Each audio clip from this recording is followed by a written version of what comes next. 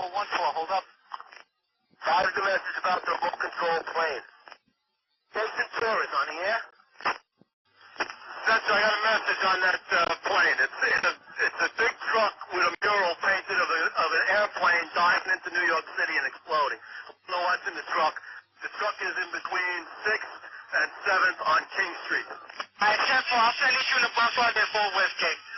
With a mural painted, airplane diving into New York, blowing up. 2 men got out of the truck, ran away from it. We got those 2 under. That's good. You got those? Are you holding those 2 guys, Kay? We have them under. Let's get some units over here. Listen to that. Fucking beat the shit out of them. Right here. Fucking shit out of them. All right, listen, you need any further on those 2 guys over there? You all right over there, Kay? Yeah, both suspects under, Kay. We have the suspects who drove in the van exploded. We have both of them under, Kay. Let's get some help over here. Now, I'm sending you here to shoot at. I just want to make sure you and your guys are all right over there, Kay. That's all. What's the location of that, Kay? Put them up. You know, we have both Trans that exploded. Resurrect? What location? The location, Kay. And our apologies to our viewers about 5 minutes ago, but we do have an established connection now with CNN's Deborah Favre. The reports we're getting now, 2 or 3 men arrested on the New Jersey Parkway. Deborah, can you hear me now? Yes, I can. That is the information that I am getting from 2 sources, that there was a van either on the New Jersey Turnpike or the Garden State Parkway, and that it was near the George Washington Bridge. There were 2 or 3 men who were in the van. The van was pulled over. It is not clear why the van was pulled over, but when it was, law enforcers found tons of explosives inside of the van.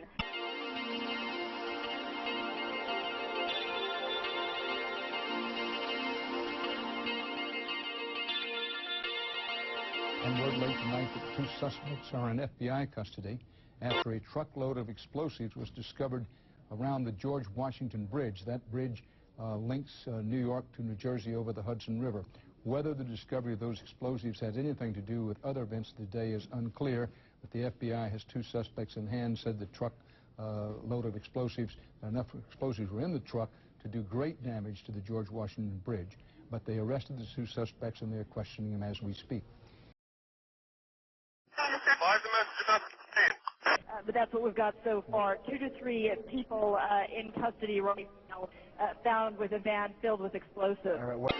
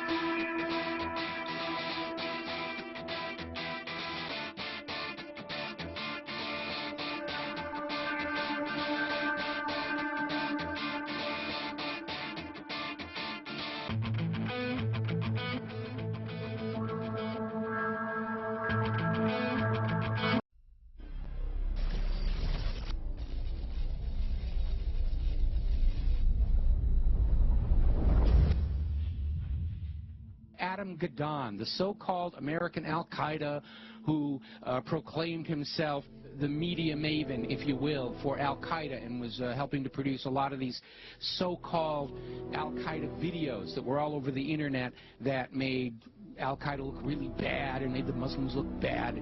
Should you fail to comply in full, we will deem it sufficient justification to continue to fight and kill Americans. Come to find out, Adam Gadon's real name was Adam Perlman. And not only was he, in fact, Jewish, he was the grandson of a member of the board of the Anti-Defamation League.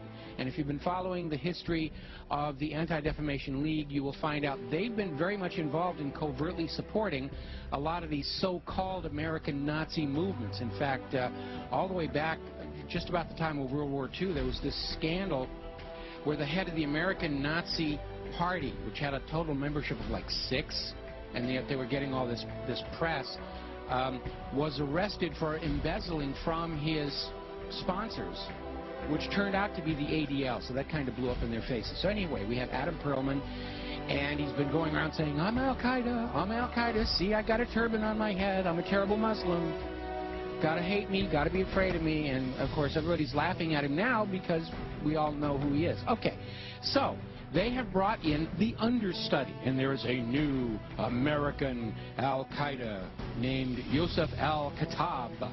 Ooh, big scary name, and they've got a picture of him out there where he's holding all these guns and knives, and he's dressed up like a wannabe Rambo, and he's scowling at the camera, and he supposedly has this website with things in it, like pictures of the Statue of Liberty with an axe buried in the back of the head.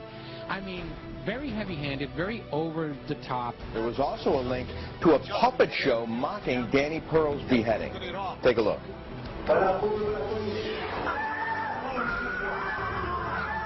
Oh, that's awful. You know, just looking more like a movie prop than anything else here. So, as it turns out, this is another fake. His real name is Joseph Cohen. He's a 39-year-old New York City taxi driver, as you mentioned.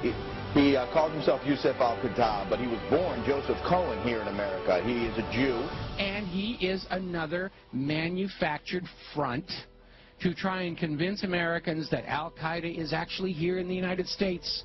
And this is why we've got to be doing this, doing surveillance on the American people and reading their email and listening to their phone calls and all this stuff, because you never know when we're going to get into a situation with the American al-Qaeda. And it's all a front. It's a fake. He's up there. He's there to try and create an enemy that doesn't really exist in order to justify the totalitarian treatment of the American people and to encourage us to go and attack them before they kill us. They're already here on the home front. We've got to go bomb those gosh darn Muslims, because they're infiltrating America, and they're ripping tags off of couch cushions, and they're causing global warming, and we've got to go and it's nonsense. It's all war propaganda.